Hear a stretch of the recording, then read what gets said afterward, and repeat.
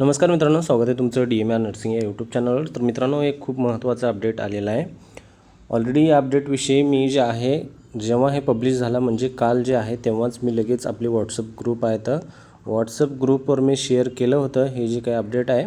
पण बऱ्याच जणाला हा PDF जो आहे तो समजला नाही आहे। तर हा जो आहे DMR संदर्भामध्ये अपडेट आहे। DMR म्हणा किंवा मग MPC म्हणा, ठीक आहे। महाराष्ट्र पब्लिक सर्व्हिस कमिशन जे आहे या संदर्भामध्ये हा अपडेट आलेला आहे कालच्या तारखेचा 12 जून 2026चा। तर पहा, ऑलरेडी आपण सांगितलं होतं की जे आहे MPSC जे आहे भरती घेणार आहे, जे काही ग्रुप C असेल आणि ग्रुप B असेल, ठीक आहे। B आणि C जे आहे ऑलरेडी ठरलेलं आहे। BC जे आहे महाराष्ट्र पब्लिक सर्व्हिस कमिशन जे आहे भरती घेईल म्हणून यावर जे आहे ठाम आणखी निर्णय झाला नाही आहे। फक्त यावर जे आहे लेटर यायला लागले तर की हे MPSC थ्रू होईल एक्झाम वगैरे, ठीक आहे। पण यामध्ये कन्फर्म जे आहे जेव्हा ऑफिशियल कोणती जाहिरात येईल ज्यामध्ये सांगेल की ही भरती जी आहे MPSC द्वारे घेतली जाईल म्हणून तेव्हाच ते कन्फर्म होणार आहे। पण एक लेटर आलं होतं ज्यामध्ये सांगण्यात आलं होतं की B आणि C जे आहे महाराष्ट्र शासनामध्ये जी काही भरती होईल या पदाची ग्रुप आहे B आणि C ची ती MPSC द्वारे घेण्यात येईल। ज्यामध्ये D जे असेल हे पूर्णपणे त्या तिथल्या एरियावर त्या डिस्ट्रिक्टवर वगैरे डिपेंड असेल। मोस्टली हे जे आहे कॉन्ट्रॅक्ट बेसवर भरले जाऊ शकतात Dचे, ठीक आहे।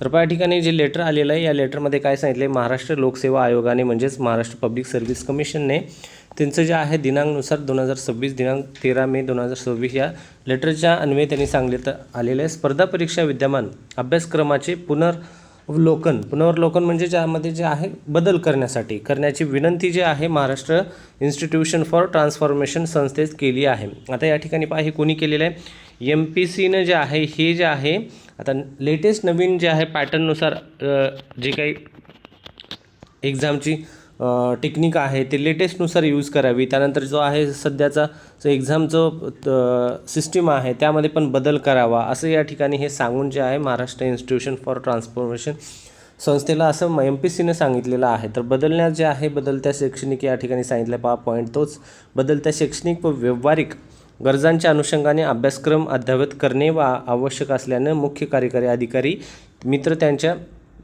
यांच्या निर्देशनानुसार सदर कार्यासाठी खालीलप्रमाणे तज्ज्ञ समिती गठीत करण्यात आलेली आहे। आता या ठिकाणी एक पॉईंट खूप महत्त्वाचा सांगण्यात आलेला आहे की जे आहे या ठिकाणी एक समिती गठीत केलेली आहे। कोणतीही गोष्ट जर करायची असेल तर महाराष्ट्र शासन असेल किंवा कोणत्याही अगोदर काय करतं, समिती गठीत करतं। त्या समितीमार्फत जे आहे त्यामध्ये प्रत्येक डिपार्टमेंटच्या आता या ठिकाणी MPSC घेणार आहे म्हणजे MPSC ग्रुप C जे आहे हे प्रत्येक डिपार्टमेंटमध्ये येतं, ठीक आहे। ग्रुप C जे आहे या ठिकाणी आरोग्य विभागामध्ये आहेत, त्यानंतर मग पंचायत समिती जे आहे त्या ठिकाणी येतं, तहसील कार्यालयामध्ये आहेत, ठीक आहे। खूप सारे डिपार्टमेंटमध्ये ग्रुप C जे आहे हे मोडतं। त्यानंतर वन खाता असेल वगैरे। मग हे प्रत्येक डिपार्टमेंटमध्ये MPSCला प्रत्येक डिपार्टमेंटचं या ठिकाणी नॉलेज असणार आहे का, MPSCला हे प्रत्येक डिपार्टमेंटचं नॉलेज नसणार आहे।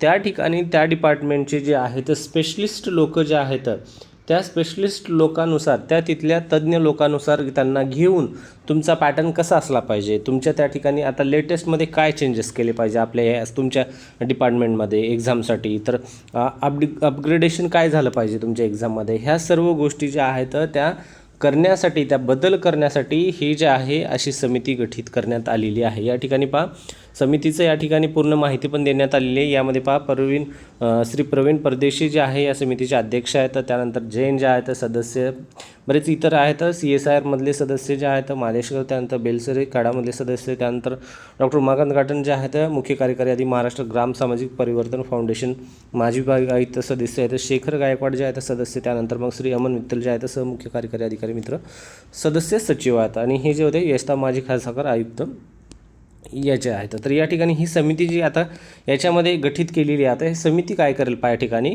समितीचे कार्याध्यक्ष काय ते पण या ठिकाणी सांगितले। महाराष्ट्र लोकसेवा आयोगामार्फत घेण्यात येणाऱ्या गट अ, गट ब, राजपत्रे, अराजपत्रे आणि त्यानंतर गट क सेवा परीक्षेच्या विद्यमान अभ्यासक्रमासाठी म्हणजे या ठिकाणी सिलेबस असेल किंवा मग पॅटर्न अपग्रेडेशनसाठी लक्षात असू द्या, सर्वसमावेशक पुनर्वलोकन करणे त्यामध्ये चेंजेस करण्यासाठी, त्यानंतर संबंधित विभाग म्हणजे प्रत्येक त्या विभागामध्ये जसं की जलसंधारण असेल, त्यानंतर मग DMRचा आरोग्य विभाग असेल, त्यानंतर मग तहसील कार्यालयाचे असतील ॲडमिनिस्ट्रेशन वगैरे, जिल्हा झडपीचे जे काही असतील या ठिकाणी संबंधित विभाग संबंधित विषयातील तज्ज्ञाशी म्हणजे त्या ठिकाणचे स्पेशल लोक, आता DMR मधले जे जुने लोक आहेत, स्पेशल लोक आहेत, त्या ठिकाणी सध्या जॉब करतायत, ते एक्सपिरियन्स्ड आहेत, आपला DMR चालतो कसा, या सर्व जे लोक आहेत विचार विनिमय करणे, त्यानंतर अभ्यासक्रमातील कालबाह्य विषय बदलून म्हणजे आता जे जुने झालेले आहेत त्यांना आता त्या अभ्यासाची आता सध्याच्या गरज नाही आहे, त्यानंतर बदलून नवीन तांत्रिक नवीन टेक्निकल काही गोष्टी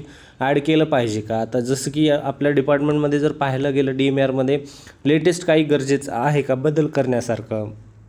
प्रशासकीय व समकालीन घडामोडींशी संबंधित विषयाचा समावेश सुचवणे, त्यानंतर सुधारित अभ्यासक्रमासह शिफारशीचा सविस्तर अहवाल तयार करून महाराष्ट्र लोकसेवा आयोगास सादर करण्याबाबत. आता हे जे आहे महाराष्ट्र जे मी आत्ता सांगितलं ट्रान्सफॉर्मेशन जे या ठिकाणी पॉईंट सांगितला होता, महाराष्ट्र इन्स्टिट्यूशन फॉर ट्रान्सफॉर्मेशन यांना हे जे केलेलं आहे. आता यांनी काय करायचं आहे, या प्रत्येक डिपार्टमेंटपासून असे तज्ज्ञ लोकांना घेऊन जे आहे ती समिती हे जे बनवलेली आहे त्यांनी ती माहिती त्यांना सादर करायचं आहे. आता या ठिकाणी पाच समितीचं कामकाज काय असणार आहे. समितीच्या आवश्यकतेनुसार संबंधित विषयातील तज्ज्ञ शासकीय अधिकारी यांना समितीच्या बैठकीस निमंत्रित करू शकेल. आता जे मी सांगितलं त्या ठिकाणी जे DMRचे तज्ज्ञ लोक असतील ते काय करतील, या समितीमध्ये बोलवल्यानंतर त्यांच्याकडून विचारपूस करून घेण्यात येईल. समितीचं कार्यकालीन कामकाज सदस्य सचिव मुख्य कार्यकारी अधिकारी मित्र हे पाहतील. त्यानंतर समितीचा आपला अंतिम अहवाल हे जे आहे आदेशाच्या दिनांकापासून 3 महिन्याच्या आत सादर करण्यात येईल किंवा करेल. या ठिकाणी समितीचा अहवाल सादर करण्यासाठी आवश्यक असल्यास मुख्य कार्यकारी अधिकारी मित्र यांच्या मान्यते जे आहे मुदतवाढ देण्यात येईल. जर गरज असेल तर चेंजेस एक्सटेंड पण होऊ शकतं, लक्षात असू द्या. आता एवढ्यामधून तर तुम्हाला समजून घ्यायची एक गोष्ट आहे खूप महत्त्वाची की या ठिकाणी 3 महिने. आता या सगळ्या जे या PDF नुसार मी सांगतोय जर तरच्या गोष्टी लक्षात असू द्या. जर या PDF नुसार जर भरती होत असेल तर 3 महिन्याच्या अगोदर तर DMR येणार नाही मित्रांनो, लक्षात असू द्या.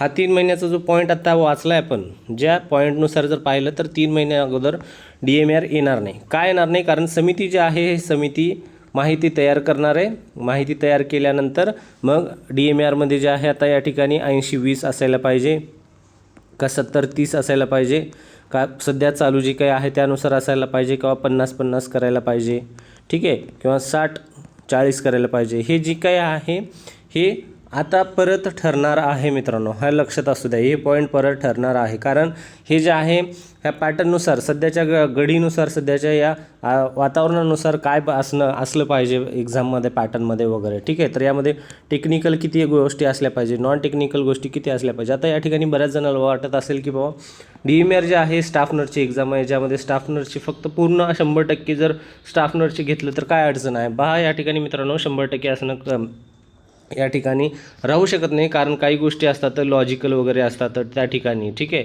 मग त्या गोष्टी ज्या आहेत काही ठिकाणी सिच्युएशनल गोष्टी घडतात हॉस्पिटलमध्ये वगैरे, मग त्यानुसार तुम्हाला त्या सिच्युएशनलनुसार पण हँडल करावं लागतं त्या ठिकाणी. त्यासाठी त्या ठिकाणी लॉजिकल जे आहे ते क्वेश्चन वगैरे विचारण्याचा त्यांनी प्रयत्न करतात. सिच्युएशनल काही इमर्जन्सी घडतात वगैरे, ह्या सर्व गोष्टी ज्या आहेत तुम्हाला येऊ शकतात फ्युचरमध्ये वगैरे. त्यासाठी हे थोडासा नॉन टेक्निकलचा पोर्शन जो आहे मोस्टली कट होणार नाही असं तर मला वाटतं. या ठिकाणी जो नॉन टेक्निकल असेल या ठिकाणी एकतर 80 टेक्निकल आणि 20 जो आहे नॉन टेक्निकल, त्यानंतर परत 70 किंवा 30 असू शकतं. मोस्टली जर कमीत जर पाहायला गेलं तर 60 किंवा 40 असू शकतं, ठीक आहे. एवढ्यापैकी एक 80-20च जास्त राहण्याचे चान्सेस आहेत. 80 टेक्निकल म्हणजे नर्सिंग, 20 नॉन टेक्निकल म्हणजे नॉन नर्सिंग असं असू शकतं, ठीक आहे. त्यानंतर पाहता दुसरी गोष्ट म्हणजे आता सध्या जे आहे DMRमध्ये स्टाफची खूप गरज आहे. जे हॉस्पिटलमध्ये DMRचे जॉब करतात त्यांना पूर्णपणे ही गोष्ट माहीत असेल, स्टाफची खूप गरज आहे, कारण बराच स्टाफ रिटायरमेंट वगैरे व्हायला लागला आहे. त्यामुळं मग हा जे आहे प्रमोशनमुळे इकडे तिकडे चाललेले आहेत, त्यामुळे ही शॉर्टेजचा प्रॉब्लेम आहे. तर मग आता स्टाफची गरज असल्यामुळं हॉस्पिटलमध्ये पेशंटचा फ्लो जास्त आहे, स्टाफची गरज जास्त आहे, त्यामुळे जे आहे एक पॉईंट परत ॲड होऊ शकतो. आता या जर सिस्टीमनुसार पाहायला गेलं, या PDF पाहायला गेलं तर 3 महिन्याच्या अगोदर तर वॅकन्सीचं नोटिफिकेशन येणार नाही, हे तुम्ही तुमच्या माइंडसेटमध्ये टाकूनच ठेवा, ठीक आहे. 3 महिन्याच्या अगोदर येणारच नाही मित्रांनो, DMRचं तर सांगतो मी. जर या PDF जर DMR होणार असेल तर. जर आता स्टाफ कमी असल्यामुळं एक पॉईंट परत आपण या ठिकाणी ॲड करू शकतो किंवा या ठिकाणी विचार करण्यासारखा आहे.